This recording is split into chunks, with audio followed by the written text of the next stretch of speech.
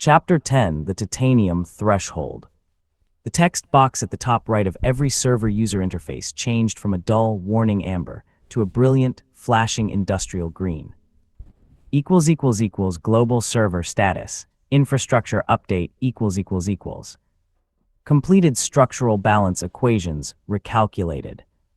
Completed faction action. House Vandy's Vanguard routed salvaged. Promoting global server status. Base level 3 achieved. The transition from base level 2 to base level 3 wasn't just a cosmetic badge, it altered the physical rules of the sandbox. The moment the server script updated, the grinding, rhythmic thud-thud-thud of the primitive loader anvil line stopped. The blueprint unlocks hit the regional crafting guilds like a wave of adrenaline.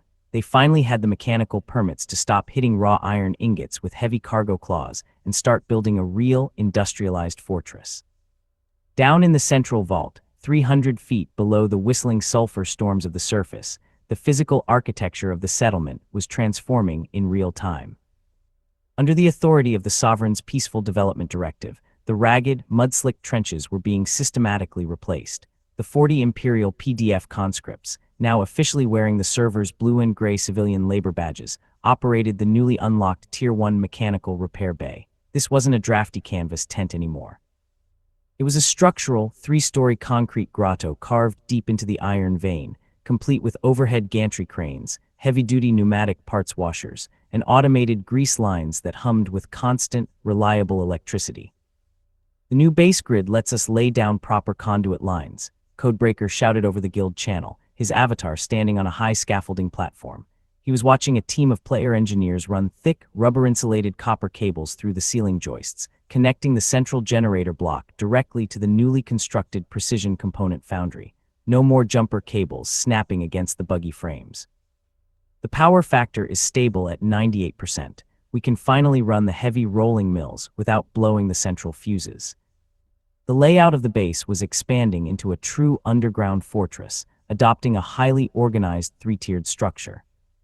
The upper ring, the skids, the makeshift surface camp was dismantled, replaced by a heavily fortified perimeter of precast concrete bunkers and sandbagged machine gun nests. The waste rock hauled out by the mining crews had been compacted into a continuous 12-foot-high defensive berm flanking the narrow ravine entrance. The middle ring, the foundry grotto, the heart of the new industrial economy. Here, the raw copper and iron veins from the deep pits were channeled directly into automated rolling mills and mechanical stamp presses, turning raw ore into standardized structural plates without requiring manual player loaders to flatten them. The lower ring, the biohab subsector, a series of clean, well-lit caverns where the 2,000 civilian refugees were moved out of their damp, scrapwood tents.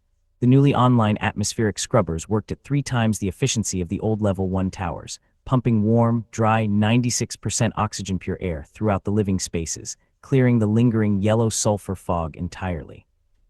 The resource quotas are cleared, but look at what we unlocked at the bottom of the Foundry menu. Trashcan text chatted to the Vanguard leadership team, pinning a gleaming, high-tier schematic link into the regional feed. New blueprint unlocked. Hardened alloys ===. Template Tier 1 titanium plasteel composite slabs. Processing cost, 120 raw iron, 40 refined copper, 5 titanium slag. Application, structural base reinforcement / heavy mech armor plating. Yield, 40% increase in damage, threshold over standard Imperial plasteel.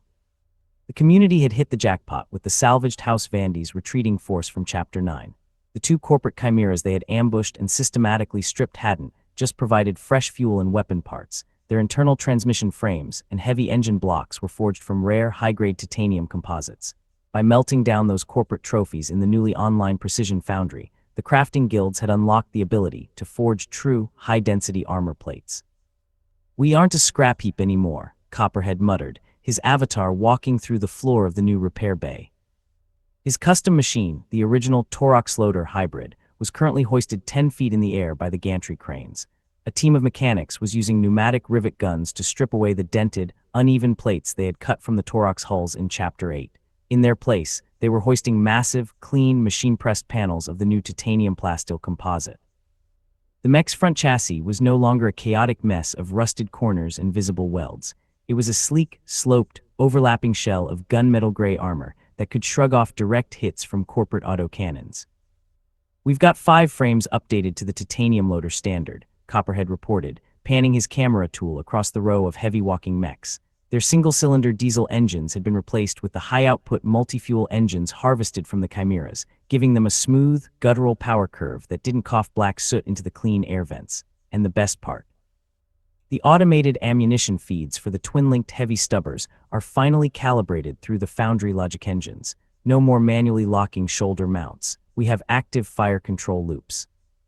While the industrial sweatlords were celebrating the base upgrade, the political ripple effects of their Chapter 8 and 9 actions were turning the planetary surface into an absolute meat grinder. The planetary news logs, accessible through the faction UI terminal in the command center, were updating with chaotic reports from the main hive cities. The governor's paranoid logic engines, entirely convinced by the player's forged data slate that House Vandes was executing Imperial PDF patrols, had authorized a full-scale economic lockdown. 3 frontline divisions of the planetary army had entered the noble house's corporate territory, seizing asset warehouses and blocking fuel transport highways. In retaliation, House Vandes had activated their off-world corporate mercenary contracts, pulling in heavily armed security cells from the outer moons to contest the governor's garrisons. The planet Tartarus IV was effectively tearing itself apart from the inside, its official rulers completely blind to the fact that their war was being orchestrated by a hidden base of rogue players hiding in a volcanic trench. "Trash the global faction map just updated," Goblin's voice came through the comms, low and urgent, from his surface observation post in the concrete bunkers above. "The proxy war is drawing local attention.